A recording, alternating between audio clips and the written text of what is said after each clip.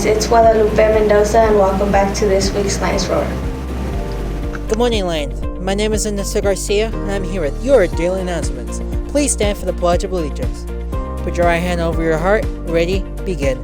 I pledge of allegiance to the flag of the United States of America and to the republic for which it stands, one nation, under God, indivisible, with liberty and justice for all. And make sure to follow us at La Sierra ATP on TikTok and Instagram. Good afternoon, Lions. This is Mrs. Layana. Welcome to the Principal's Perspective. Obviously, I'm dressed a little bit differently today, and that's because we just surprised our SRO, Officer Alexa. It was SRO Appreciation Week, so the whole office got together and we gave her some gifts and showed her our appreciation, and I surprised her by dressing as a lion. So look for that. I'll have pictures of that in the newsletter, and if you see Officer Alexa, just stop her and tell her how much you appreciate her. She's been a great member of our Pride.